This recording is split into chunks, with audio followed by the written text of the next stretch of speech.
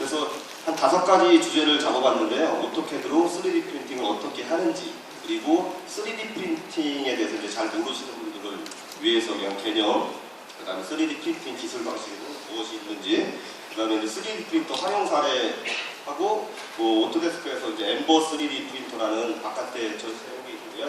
그거에 대해서 잠깐 이제 주제를 가지고 진행을 해보도록 하겠습니다. 중복된 부분도 있을 것입니다. 그래서 빨리빨리 넘어가기로 하고요. 지금 한 35분밖에 저한테 주어지지 않기 때문에 좀 속사포처럼 진행을 하겠습니다. 오토캐드가 제가 1990년도에 오토캐드 R11을 썼어요.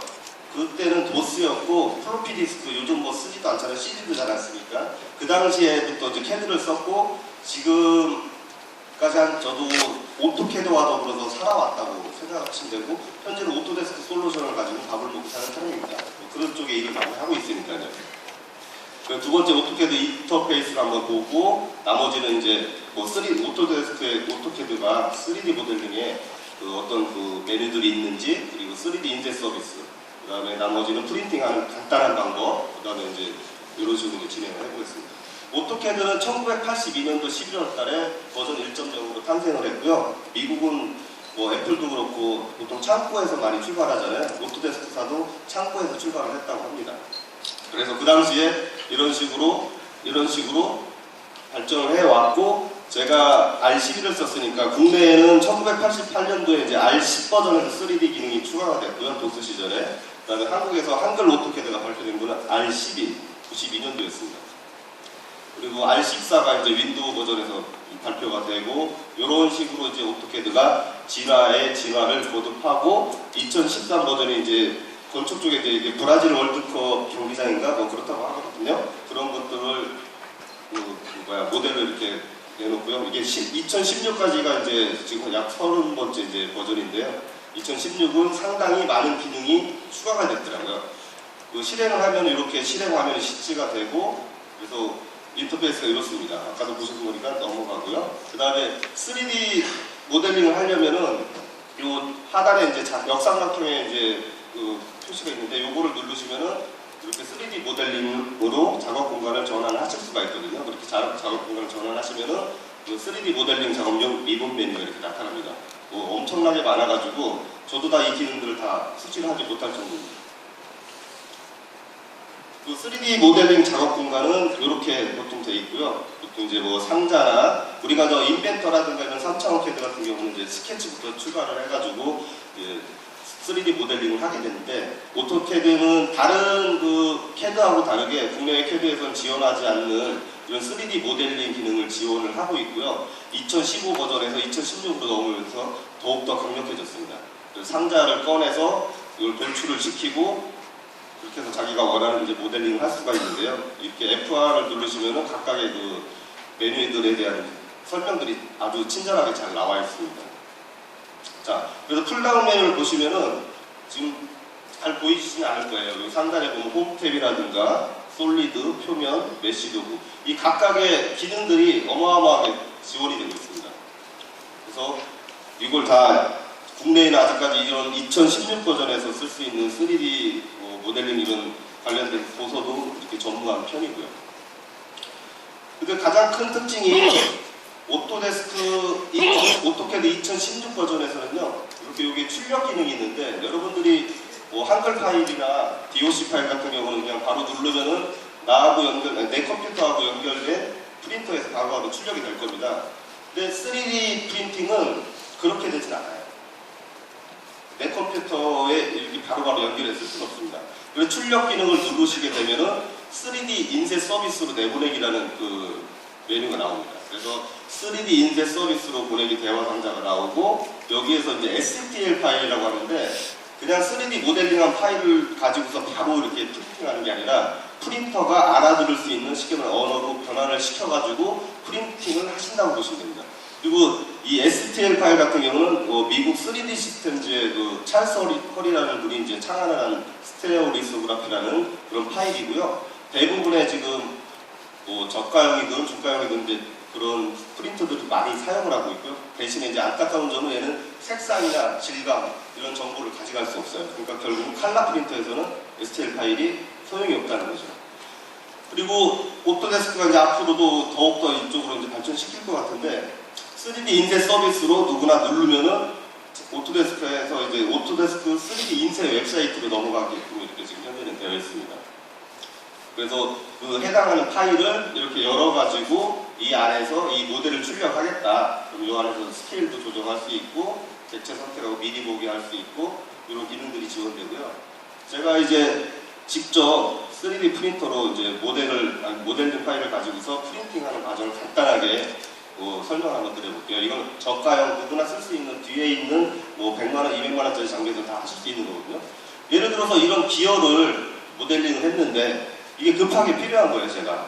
근데 이거를 이 파일을 갖다가 만들어내려면은 시간이 많이 걸릴 거예요. 돈도 많이 들고. 그렇지만 3D 프린터가 있으면은 아주 쉽게 만들 수가 있어요. 자, 모델링 파일을 연다.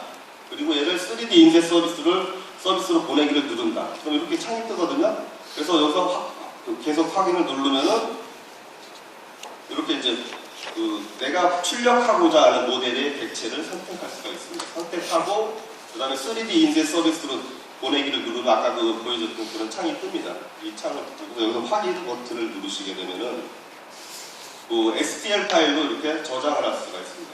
그래서 오토데스크 솔루션을 보시면은 오토데스크랑 이제 파트너십을 맺고 있는 여러 가지 이제 출력물 전문 회사들하고 이렇게 연관이 되어 있는 것 같아요. 국내에서는 아직까지는 뭐 사용하기는 어려울 테지만 이 서비스를 이용하지 않아도 우리가 직접적으로 저장을 내 PC에 저장을 해서 그걸 3D 프린트에서 출력을 하면 되거든요.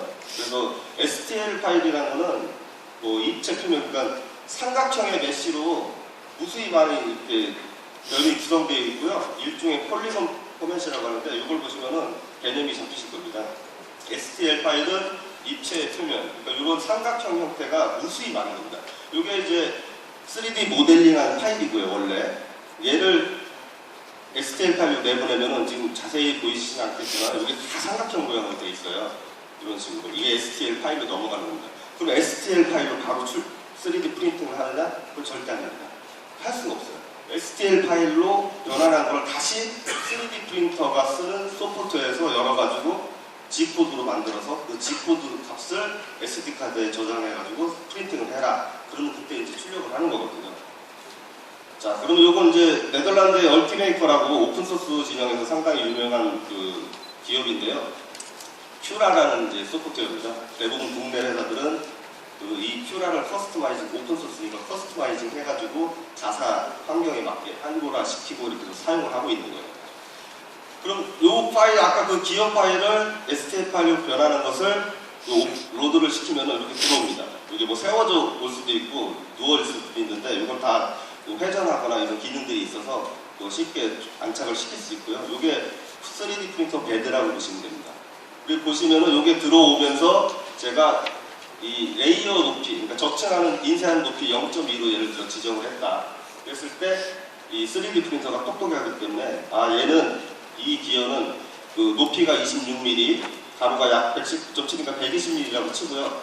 그 사이즈를 만드는데 6시간 22분이 걸린다. 그리고 소재는 5.96m, 47g이 소요가 된다. 이렇게 계산이 돼요.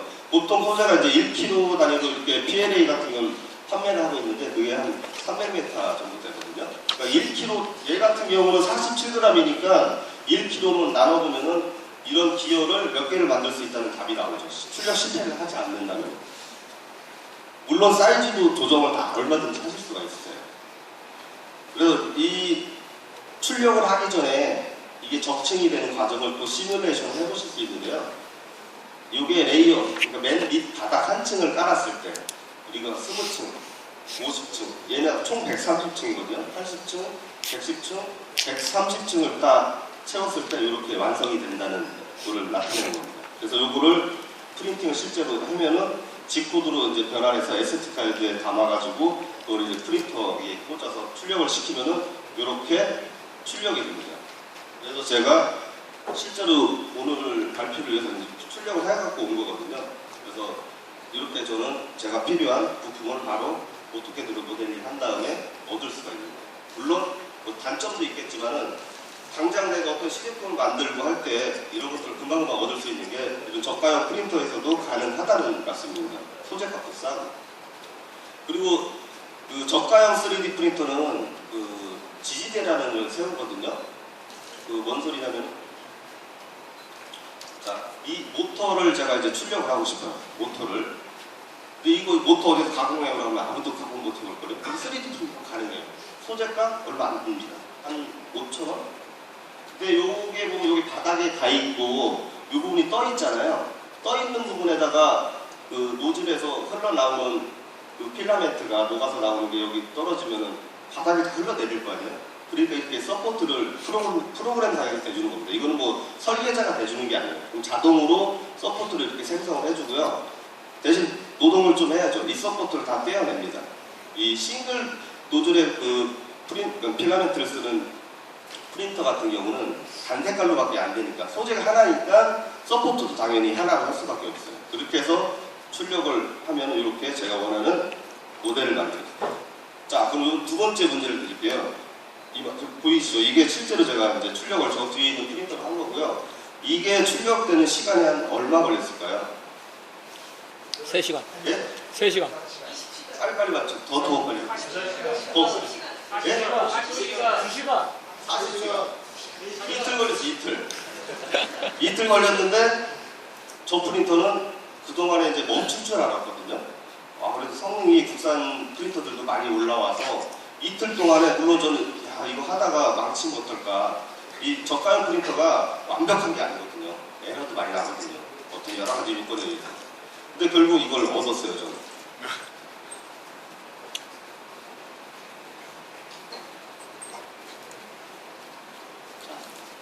모델링의 종류와 뭐 개념은 그 간단하게 설명드리면은 우리가 대부분 3차 회들은 이 솔리드 모델링을 씁니다. 이거는 뭐 인벤터가 됐든 뭐 솔리드웍스가 됐든 이런 소프트웨어를 다 쓰는 방식인데 공학적인 시뮬레이션이 가능해요. 그 모델링 파일을 가져다가 얘가 무게, 그다음 나중에 해석 이런 것들을 다 할 수 있게 돼 있어요. 그리고 파라메트릭 모델링이라고 해가지고 매개 변수를 지원해서 어떤 모델링 하나를 변경을 시켰을 때 자동으로 연관되는 부품들이 다 변하게 되는 그런 모델링이거든요. 근데 오토데스크에서 3D 솔루션이 오토캐드만 있느냐? 절대 그건 아닙니다. 지금 내년부터 초등학교도 지금 3D 모델링 다 배우고 있고요. 내년부터 방과후 실습, 창의, 인재 개발해가지고 교육 분야에 상당히 많이 씁니다. 그리고 오토데스크가 아까도 말씀드렸지만 그 정식 교육기관, 초등학교, 중학교, 대학교, 그리고 대학생들, 학생들도 많이 계시는데 예전에 저희들 국가적 시험을 인벤터로 보러 가면요. 정품 소프트웨어 갖고 왔냐 이렇게 얘기를 해요. 노트북을 가져면. 누가 그 몇백만원짜리 어떻게 사요? 근데 지금은 올해 이제 한국산업인력공단하고 오토데스크 쪽하고 이렇게 해서 모든 소프트웨어를 다 무료로 다 이제 주게 돼 있죠. 아니, 주고 있어요. 뭐 기능기능기대도 마찬가지고 학교 학생들은 다 공짜로 쓰실 수 있어요. 이거 팅커캐드라는 거 하는데 이거 같은 경우는 초등학생 수준 1, 2, 3D 이거는 뭐 한 초등학교 고학년이나 중학교, 고등학교 실제로 해외에서 다 그렇게 교육을 받고 있고 한국에서는 지금 대학생들한테 저희가 팅커캐드부터 가르치고 있어요. 팅커캐드부터. 왜? 비전공자들이니까. 그리고 퓨전 360 이런 거 들어보셨는지 모르겠는데 상당히 유익합니다. 이거 오토데스크에서 엄청나게 띄우고 있고요. 얘는 해석까지 돼요. 그리고 캠으로 연동이 될 수 있는 그런 빛의 속도로 개발을 하고 있다고 보시면 돼요. 그리고 가격이 일단 쌉니다. 그래서 앞으로 학교, 그리고 산업디자인과라든가 일반 기계 관련돼서 이런 툴을 배워놓으시면은 상당히 유익합니다. 그리고 오토캐드 뭐 당연히 아까 설명드렸고 인벤터, 메시믹서 이런 건 이제 3D 프린팅 할 때 도움이 되는 그런 프로그램이고요. 그 다음 랩텍. 근데 오토데스크가 다 개발했느냐? 그건 아니고 다 M&A 하는 거죠. 인수. 그러면서 몸집을 계속적으로 이제 불려가는 거죠. 먼저 무서운 기업입니다. 그리고 오토데스크가 3D 프린터도 이제 만들었고요. 그 다음에 스파크라고 하는 3D 프린팅 플랫폼도 지금 만들고 있습니다. 자, 그리고 오토캐드와 3D 프린팅인데 이 정도면은 대충 개념은 잡으셨을 거라 보고요.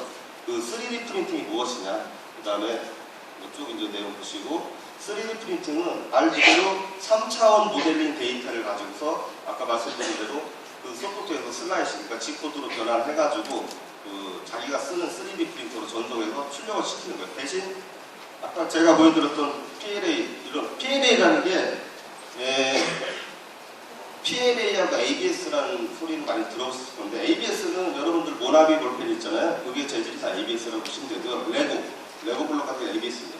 ABS는 그러니까 산업용으로 많이 쓰죠.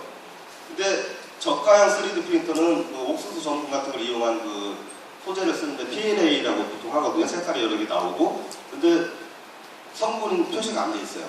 대부분. 근데 이게 중국에서 들어오면은 사실 한국 옥수수 생산하면 사람이 먹을 것도 만드는 거 부족하거든요. 그러면 저는 이제 우려를 하는 게 약간 막 중국 같은 데서 막 들여오는데 이거 다 유전자 조작해서 만드는 옥수수로 만들지 않을까. 그래서 이걸 또 버려버리게 되면 환경에 오염이 되지 않을까 하는 걱정을 많이 합니다. 그래서 뭐 그런 부분들은 여담으로 한번 말씀드렸고요. 이렇게 층층이 한 층씩 한 층씩 적층하는데 이게 애디티브 매니팩처링을 해가지고 첨삭가공이라는 말을 많이 합니다. 그리고 메커니즘 자체는 기존에 나와 있는 CNC나 조각기랑 유사하고요. 방식은 뭐 우리나라 말로 풀면은 이렇게 뭐 열용의 적층형이라든가 뭐 쭉 해서 분말 소개열형, 뭐 라미네이트형이 있고요. 이 3D 프린팅은 오토데스크가 아까 1982년도에 버전 1.0을 발표했다고 했지 않습니까? 3D 프린팅도 공교롭게도 같은 시기에 출발했어요. 지금으로부터 30년이 넘은 기술인데 너무 앞서가서 이제 발표를 했다고 보시면 돼요. 보고서를. 그걸 한 사람이 그 3D 프린팅의 그 시초라고 하시는 분이 있거든요. 그게 어느 나라 사람일까요? 이것도 문제거든요. 예, 맞습니다. 일본의 나고야시 공업연구소의 히데오 코다마라는 박사분이 어느 날 2개의 전시회를 가게 된다. 가서 그 당시 1980년대 초반에 본 게 첫 번째가 3차원 패드를 본 거예요. 그 당시도 3차원 패드가 있었어요. 3차원 패드는 유럽에서 이미 강했고. 그런데 또 다른 그 전시회를 갔더니 이 소재는 레진인데 액체라고 보시면 돼요. 액체인데 빛을 쏘이면 확 굳어버리는 거예요. 그래서 이 사람이 착안을 해가지고 내가 만든 모델을 그 액체 재료를 이용해서 빛을 쏴주면은 그 부분이 굳어버리니까 뭘 만들 수 있겠다. 대충 감이 오시잖아요. 그걸로 해서 그분이 그 보고서를 작성을 했고요. 그 다음에 그렇지만 이제 너무 이제 좀 이른 기술이라서 나중에 이제 현재 생존해 계신 분들도 그 다음에 특허 같은 것들을 못 내고 그래서 미국의 3D 시스템 제가 나중에 SA 방식 특허 내고 하면서 지금 일본이 그렇게 많이 좀 두각을 나타내지 못합니다. 근데 3D 프린팅이란 말은 얼마 안 됐어요. 이거 쓴 지가 한 몇 년밖에 안 됐고요. 그 전까지는 뭐 산업계에서는 이제 뭐 신속 조형, 해석 조형, RP 머신이라는 말을 많이 썼죠. 그리고 장비도 컸고, 일부 연구소라든가 특별히 필요한 대기업 이런 데서만 사용을 했다고 보시면 됩니다. 그래서 설계 단계에 있는 3D 모델링 데이터를 이제 바로 가지고서 자기가 원하는 그 최초의 시작, 모법이라고, 워킹 모법이라고도 하고 프로토타입이라고 하죠. 그런 것들을 빠르게 제작하는 기술을 총칭하는 용어입니다. 그래서 미국과 일본 등지에서 이미 1980년도부터 시작을 했고 적층 조형이라고 이렇게 말하는 거죠. 우리가 일반적인 부품을 가공한다. 예를 들어서 이런 마이크 같은 축을 가공한다. 그러면은 어떻게 되겠어요? 소재를 준비하고 절단하고 1차 뭐 선반이나 밀리 같은 거 가공을 하고 또 마무리 가공해서 연상이나 열처리를 해서 비로소 내가 원하는 제품을 얻잖아요. 3D 프린터는 그게 필요 없는 거예요. 소재만 있으면 바로 한 번에. 대신 빠르진 않지만 이런 공작비가 필요했지만은 3D 프린터는 이렇게 지금 보시는 요거 저 이름은 정확히 모르겠는데 이런 조형물을 만들어라는 일반 기계에서 못 만들어옵니다. 절대 만들어올 수가 없어요. 근데 3D 프린터는 가능합니다. 이렇게 저가형 3D 프린터에서도 가능하고 고가에서도 가능한 한 기술이라고 보시면 됩니다. 그리고 뭐 좀 비슷한 얘기인데 NC하고 RP는 이렇게 뭐 좀 차이점 내놨어요. 한번 좀 그냥 눈으로만 보시고요. RP 같은 경우는 뭐 다 좋은데 뭐 여러 가지 또 이제 취약한 부분도 있습니다. 일단 소재를 쓸 수 있는 게 한정적이고 그 다음에 상대적으로 이제 치수 정밀도가 취약합니다. 취약할 수가 없어요. 깎아내는 게 아니라 계속 쌓기 때문에. 그리고 사무실 같은 데서도 다 쓸 수 있어요. 미래의 공장 쉐이퍼에이저 가보면은, 저 가보진 않았는데, 보니까 이런 공간에 그냥 깨끗한 기계들이 서 있어요. 그렇게 해갖고 걔네들이 전 세계로 이제 프린팅 서비스를 해갖고 또 전 세계로 배달을 해주죠. 3D 프린팅의 장단점은 뭐 빨간 글씨만 보시면 됩니다. 장점은 디자인을 언제든지 변화시키고 가변성이 아주 용이하다는 거고요. 특히 요즘 그 우리나라 뭐 딜라이트 보청이나 지멘스 같은데, 지멘스는 보청기 같은 거 만들잖아요. 뭐 여러 가지 하지만 예전에는 이 사람의 귀가 다 닫아답니다. 이게 생긴 게. 근데 이걸 어떻게 하냐면은 스캐닝을 해요. 이제 아주 스캐닝도 1억짜리 스캐닝 갖다가 여기 가운데 놓고서 스캐닝 하잖아요. 저뿐 아니라 여기 모든 분이 다 스캐닝이 돼요. 우리 명량 같은 그 해전 같은 거 할 때도 그 배에 스캐닝 한 거예요. 이게 그런 장비를 하는 거거든요. 그러니까 사람한테 딱 알맞는 1:1 맞춤형 그 제품을 제작하기가 아주 용이하다는 거죠. 실제로 많이 그렇게 이용을 하고 있고요. 그 다음에 이제 기존 방식으로 아까처럼 기하학적인 형상의 제품은 다 가능하다. 구현이 다 가능하죠. 그렇지만은 제작 속도는 정말 느립니다. 3cm 정도 쌌는데 1시간 걸립니다. 한국 사람 성질 급하잖아요. 답답합니다. 그렇지만 그래도 잊어먹고 갔다 와보고 만들어져 있으니까. 그리고 또 하나는 아까 말씀드린 대로 스캐닝을 통해서 디자인을 복제를 할 수가 있기 때문에, 이게 문화재 같은 거 있잖아요. 고려청자 다 스캐닝 해가지고 3D 프린터로 출력한 다음에 진보는 다 감춰놓고 그 가품을 전시를 하고 아니면 해외 공간에다 전시하고 이런 프로젝트 하시는 분이 계세요. 그리고 또 이제 마약이라든가 어떤 불법 약물을 또 왜 이런 말씀드리냐면, 3D 프린터는 뭐 어떤 필라멘트라든가 특정 소재만 쓰는 걸로 생각하지 마시고요. 지금은 그 개념을 뛰어넘으셔야 되는 게, 아까 린 알렌 씨가 이제 발표한 자료 중에서 문신하는 거 있었어요. 문신. 그러니까 초콜릿을 넣으면 초콜릿 3D 프린터, 허쉬 초콜릿 지금 3D 프린터로 제품 생산을 한다고 하더라고요. 그리고 저는 한 미래에 우리가 불과 30년 전에 일도 이렇게 변화가 있을지 몰랐는데, 그 미래에는 그 붕어빵 만드시는 할머니들이 전부 다 일자리 잃어버릴 겁니다. 몇 년 안에. 이제 3D 프린팅 붕어빵 막 이런 거 나올 거예요. 푸드 업계뿐 아니라 뭐 다양하게 쓸 수 있어요. 그리고 여성들 화장품 막 바르잖아요. 색조만 넣어서 뿌려주면 돼요. 우리가 잉크젯 프린터가 뿌려주잖아요. 그런 것도 실제로 나와 있어요. 그래서 시간이 한 5분밖에 저한테 안 주어져 있어서 좀 빨리빨리 넘어가겠습니다. 그래서 이 자리에 이제 히데오 코다마 박사라는 분을 좀 모셨는데요. 이 분이고요. 그 다음에 이 분은 이제 3D 시스템즈의 찰스 허리라는 분, SLE 방식 프린터 개발하신 분이고, 이 분이 이제 FDM, 지금 우리가 이슈가 되는 그 3D 프린터의 창시자라고 보시면 됩니다.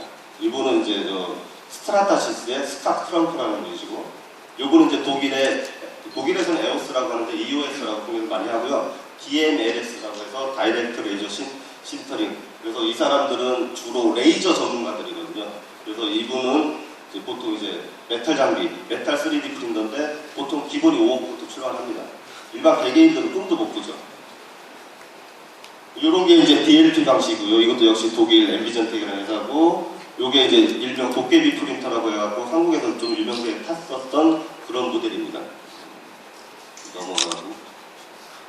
요게 이제 스트라타시스에서 오브젯이라는 그런 이제 시리즈로 발표하는 거고요. 그 다음에 3D 프린팅을 아까 말씀드린 대로 어떠한 재료를 쓰느냐에 따라 집도 질 수 있다고 하잖아요. 콘크리트 쓰면 뭐 3D 프린터겠죠.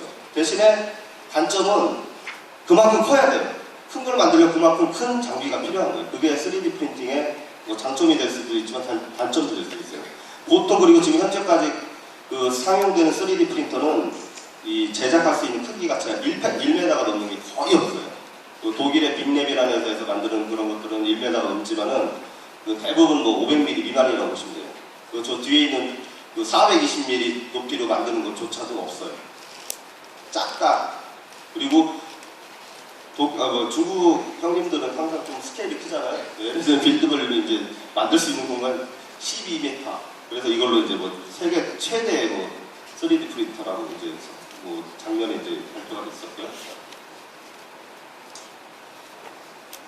5분 안에 설명을 다 못하니까 필요하신 분들은 나중에 이 자료가 공개될 겁니다. 그거 보시면 되죠. 한 번씩 읽어보시고, 그 다음에 크게 이제 3D 프린팅은 고체 기반의 재료를 쓰느냐, 액체 기반의 재료를 쓰느냐, 분말 기반의 재료를 쓰느냐에 따라 해당 기술 방식이 다 나눠지고요. 이 기술 방식들은 여러분들도 안 드셔도 돼요. FFF 이런 건 다 저기 오픈소스 방식이고, 이게 원조 FDM 방식인데, 이거를 비슷한 거예요. 어차피 필라멘트를 녹여서 제품을 제작하는데, 난 얘네 용어를 쓰기 싫다. 그럼 플라스틱 젯 프린팅 하면은 PJP. 그건 제조사에서 만드는 거예요. 특별한 이게 뭐 있는 건 아닙니다. 그리고 상표권을 등록하면은 이제 그 용어를 못 쓰는 거죠. 3D 프린팅 방식은 FDM, FFF, SLA, DLP, SLS, 3DP, 프로젯, LOM, MJP, CJP 이 외에도 몇 가지 더 있는데 대표적으로 이렇게 이제 나누시면 되고요. FDM 방식은 이거 한번 보시고요. 지금 시간 관계상 더 설명을 깊게 드리기도 어렵네요. 우리가 여기서 주목할 거는 이 바로 FF 방식입니다. 이거 2004년도에 영국의 S대학의 아드리안 보이어라는 강사님이 자기가 논문을 하나 발표하는데 그 논문 제목이 이제 번역하면 돈 안 드는 복지라는 논문이라고 합니다. 그러니까 거기서 이 FDM 기술이 이제 특허가 풀리면은 모든 사람들이 이 저가의 3D 프린터로 만드는 즐거움을 가질 수 있다. 이제 그렇게 해서 자기가 랩랩 프로젝트를 시작을 했고 블로그를 통해 가지고 모든 오픈소스로 이제 프로그램부터 해서 다 오픈을 하게 된 거예요. 우리나라에서도 그거 다 가져다가 발표를 하고 개발했다가 해서 한 2, 3년 전에 이슈를 탄 거지 우리나라에서는 절대로 그 개발한 사람이 없습니다. 단연코. 그리고 또 유명세를 타게 된 거는 이 크라우드 펀딩이라는 것도 아실 거예요. 이 대중으로부터 십시일반 이제 자금 모아서 조달을 해가지고 자기가 어떤 제품을 만드는데 이때 2, 3년 전에 해외에서 내가 이제 너도나도 3D 프린터를 만드는 거예요. 개개인들도. 그러면서 크라우드 펀딩을 통해서 자금을 조달받아서 엄청나게 많이 이제 3D 프린터 회사들이 생긴 거죠. 이게 원조 FDM 방식인데 벌써 저가형들하고는 다르죠. 얘는 그 모델을 좀 특이한 게 있어요. 이 빨간 게 내가 원하는 모델인데 요거 같은 경우는 소재가 되는 ABS 소재예요. 그리고 요 회색깔 요 부분 요거 서포트인데 요거는 수용성 소재예요. 물에 넣으면 녹는 거예요. 요게 모조라는 제품인데 한 1,500만 원 정도 갑니다. 한 세트에. 근데 지금은 조금 가격이 떨어져서 1,000만 원대 조금 넘으면 산다고 그래요. 그리고 유프리터 요거 같은 경우는 한 2,000만 원, 좀 올라가면 3,000만 원. 이 플라스틱 필라멘트 쓰는 것도 이렇게 가격 차이가 납니다. 요거는 이제 저가형. 저가형 방식들은 이런 시스템으로 해서 만들어진다. 그리고 또 이렇게 조립형으로 또 많이들 공개를 하고 있고요. 해상도 같은 경우는 많이 물어보시는데 정밀도 어떻게 되냐. 이렇게 보시면은 내가 0.2로 했을 때, 0.1로 했을 때, 0.0으로 했을 때 이 차이가 있을 거예요. 요게 이제 보통 적층 두께라고 하는데 요걸 해상도라고 보시면 됩니다. 대신에 0.2로 했을 때보다 0.1로 하게 되면 2배가 더 시간이 걸리겠죠, 당연히. 그리고 이렇게 한 번에 얘를 출력을 했어요. 그리고 얘는 따로 어떤 수작업을 안 해도 이렇게 움직일 수 있게 되는 거죠. 그리고 저도 아이한테 이런 거 많이 만들어주는데 소재 한 1,000원이면은 공룡 한 마리씩 갖다 줘요. 이거 살려면 되게 비싸요. 자주 만들어서 줍니다. 그리고 이런 TPC 메카트로닉스 이 장비 같은 게 높이가 국내에서 가장 높아요. 저가형 장비 중에 420mm까지. 그래서 예술 쪽, 디자인 쪽에서 많이들 쓰세요. 근데 저가형 3D 프린터가 완벽하냐? 그렇지 않잖아요. 에어컨 바람이나 추위 이런 것 때문에 상당히 이제 실패를 하는데 이게 예술품이 아닙니다. 실패한 겁니다. 이거 해놓고 나갔다 왔다 이렇게 만들어 놓고 이게 실패하고. 그러니까 아까 제가 말씀드린 대로 이게 다 쓰레기가 돼서 버려지는 거예요, 지금. 자, 요거 같은 게 저가형 3D 프린터로 뒤에 있는 장비로서 저희가 출력을 다 해가지고 2대의 장비로 나눠서 출력을 했거든요. 그래서 이렇게 흡처리를 해서 태권브이 만들었어요. 요거 좀 이따 보여드리면 무게 해봐야 얼마 안 들거든요. 이거 재료비 10,000원도 안 들었어요. 물론 이제 후처리하는 도 시간 걸렸지만 이게 3D 프린팅의 장점입니다. 교육계나 이런 데서. 대신에 이거 팔 수는 없죠. 저작권이 따로 있으니까. 저희들도 이 모델링 파일은 신신에서 샀어요. 사서 대신에 판매만 하지 마라.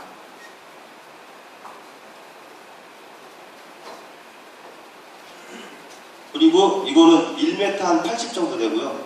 정말 저는 인간 승리라고 봅니다. 아시죠? 아이언맨.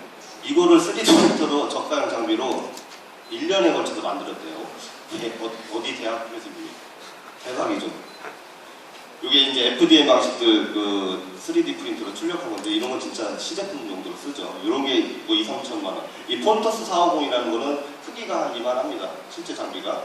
근데 이게 삼성 같은데 뭐 LG 같은데 10대씩 있다고 하는데 자 오늘의 마지막 문제가 될 수 있어요. 시간이 이제 1분밖에 안 남아가지고 이게 장비 가격이 얼마일까요? 국내 판매가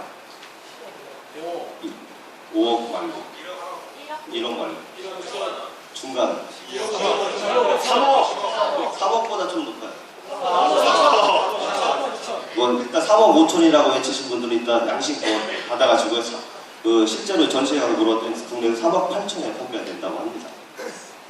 이게 이제 저가형 3D 프린터들 이렇게 다양하게 나오고요. 국내에는 한 12개에서 15개 업체들이 있는데 그 상장 기업은 그 대기업 말고 그 국내 TPC하고 그 다음에 하이비전이라는 데서 이런 제품들을 만들고 있는데요. 이 기업들만 상장 회사고 어느 정도 또 다른 주사업이 있기 때문에 버티는 거지. 조그만 영세 업체들은 이제 다 나가 자빠질 겁니다. 자금이 없습니다. 그리고 1분 남았기 때문에 제가 설명을 다 못 드리고 그 동영상 하나만 볼래도 한 2분 걸리기 때문에요.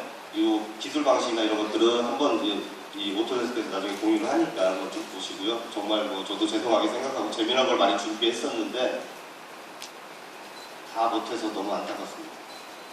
그리고 이런 SLS 방식인데 요거 같은 경우는 이제 그 프랑스 버블샵이라는 회사에서 3D 스캐너로 그 피규어를 갖다 판매하는 거고 재밌어요. 한번 봐보세요.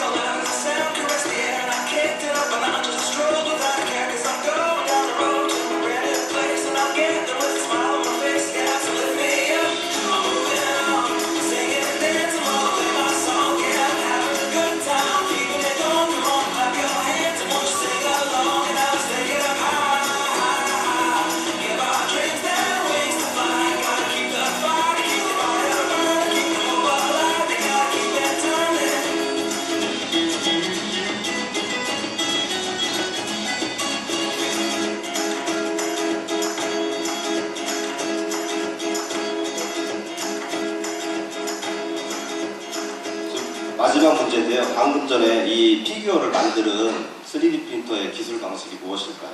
SLS.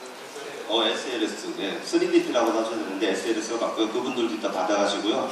지금 끝나가지고 더 많이 드리고 싶은데 제가 이제 여기서 종료를 해야 될 것 같습니다. 그 오늘 장시간 동안 고생들 많으셨고 또 다음에 어떤 기회가 돼서 만났으면 정말 좋겠습니다. 그리고 저 멀리서 군산에서 차대전화 갖고 오신 분들이 있으시다고 하는데 그분들도 뒤에서 책을 한 권씩 다 나눠드릴 테니까 그 다 받아가시기 바랍니다. 좀 수고들 많으셨습니다.